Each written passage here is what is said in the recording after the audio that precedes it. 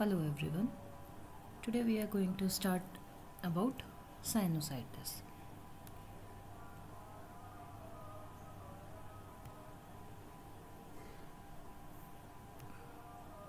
It is an inflammatory condition involving the four paired structures surrounding the nasal cavities. Basically it is a ENT condition. ठीक है, जो nasal cavities हैं आपके उनमें inflammation हो जाता है.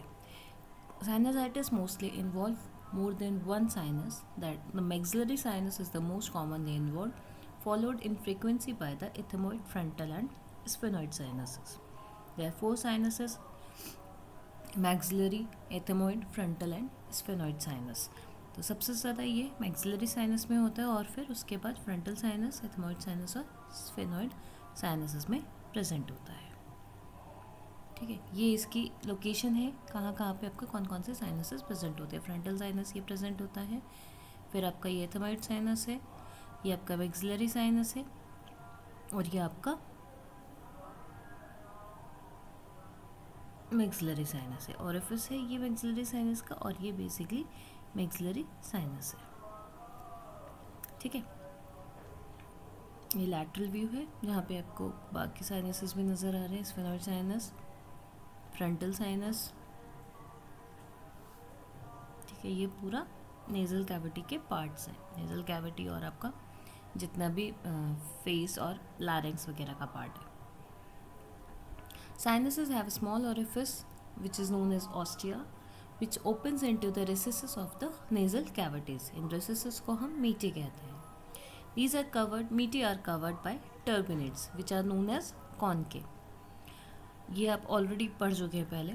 Turbinates consist of bony shells surrounded by erectile soft tissue. There are 3 turbinates and 3 meaty in each nasal cavity, that is superior, middle and inferior. At the time of birth, the ethmoid, sphenoid and maxillary sinuses are tiny and cause problems in infants and toddlers. तभी बच्चों में सबसे ज़्यादा आपके sinusitis की problem generate होती है. Frontal sinuses develop between 4 to 7 years of age, causing problems in school-aged children and adolescents. Each sinus is lined with a respiratory epithelium that produces mucus, which is transported by a ciliary action through the sinus ostium and into the nasal cavity. Normally, mucus does not accumulate in the sinuses, which remain sterile despite their adjacency to the bacterium-filled nasal passages. When the sinus ostia are obstructed, however, or when ciliary clearance is impaired or absent, the secretions can be retained, producing the typical signs and symptoms of sinusitis.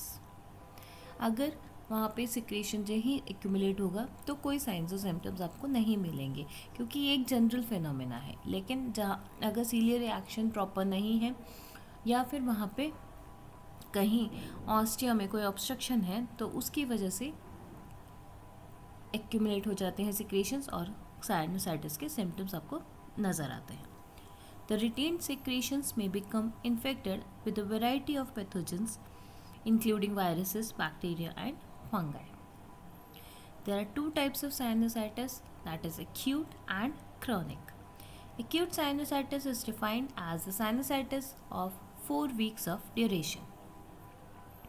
Etiology of sinusitis: allergic rhinitis with either mucosal edema or polyp obstruction, barotrauma, that is from deep sea diving or air travel, or any chemical irritant. Illness such as nasal and sinus tumors, granulomatous diseases, for example, Wegener's granulomatosis or rhinoscleroma, can produce obstruction of the sinus ostia, while conditions leading to the altered mucus content. The infectious causes: acute infectious sinusitis can be caused by a variety of organisms like bacteria, virus or fungi. Viral rhinosinusitis is far more common than bacterial sinusitis, although relatively few studies have sampled sinus aspirates for the presence of different viruses. In those studies they have done, the virus is most commonly isolated both alone and with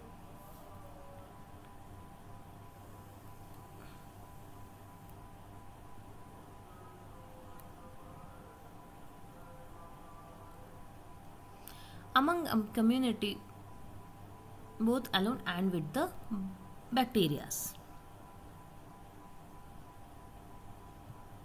Among community acquired cases such as Salmonella pneumoniae and non-typable Haemophilus influenza are the most common pathogens, accounting for 50 to 60% of cases. Moraxella catarrhalis causes disease in a significant percentage of children but less often in adults. Other streptococcal species and Staphylococcus species cause a small percentage of cases.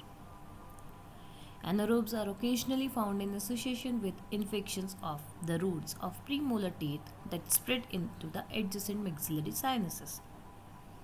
The role of Chlamydia pneumoniae and Mycoplasma pneumoniae, the pathogenesis of acute sinusitis is still unclear. These are the bacterial pathogens. Nosocomial cases are commonly associated with the bacteria found in these sinusitis problems. These are again the bacterial pathogens: Pseudomonas aeruginosa, Serratia marcinus, Klebsiella pneumoniae, and Enterobacter species. Often these infections are polymicrobial and involve in organisms that are highly resistant to numerous antibiotics.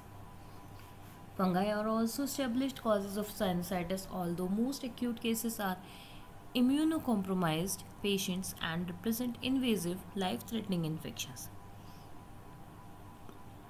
Best example is rhinocerebral mucormycosis caused by the fungi of the order Mucorales. Rhizomucor, Mucor, Absidia, and Cunninghamella. These infections usually occur in diabetic patients with ketoacidosis but also develop in transplant recipients, patients with hematologic malignancies, and patients receiving chronic glucocorticoid or deferoxamine therapy.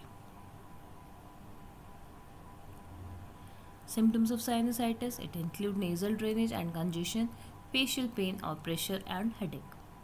Thick, purulent, or discolored nasal discharge of often thought to indicate bacterial sinusitis, but it also occurs early in viral infections such as the common cold and is not specific to bacterial infection. Other non-specific symptoms include cough, sneezing, fever. Tooth pain, most often involving the upper molars, as associated with bacterial sinusitis, as is halitosis.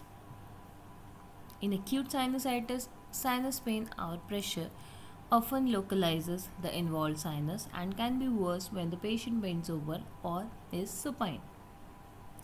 Symptoms of advanced sphenoid or ethmoid sinus infection can be profound, including several severe frontal or retroorbital pain radiating to the occiput, thrombosis of the cavernous sinus, and signs of orbital cellulitis.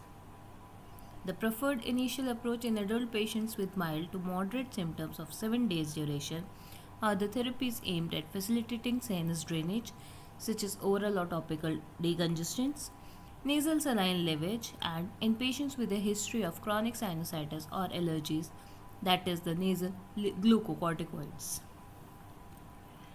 Chronic sinusitis. It is characterized by the symptoms of sinus inflammation lasting 12 weeks. Illness is most commonly associated with either bacteria or fungi, and clinical cure in most cases is very difficult. Advanced frontal sinusitis can present with a condition known as Pott's puffy tumor with soft tissue swelling and pitting edema over the frontal bone form a communicating subperiosteal abscess. Coming to the physiotherapy treatment, the physiotherapist has certain options for the therapy. Use can be made by nebulization, laser therapy, ultrasonic therapy, shortwave diathermy, and rhinoflow therapy. Physiological saline or medicated saline is used to hydrate the mucosal lining of the nasal cavities, rhinopharynx, and the paranasal sinuses, which assist with drainage of the sinus cavities. Ultrasonic therapy make use of sound waves conducted through a hypoallergenic gel to reduce inflammation of the mucosal lining as well as to loosen the accumulated mucus. Laser is used directly over the sinus cavities to reduce the inflammation of the mucosal lining of the sinus. Okay, this is all about the sinusitis. Thank you.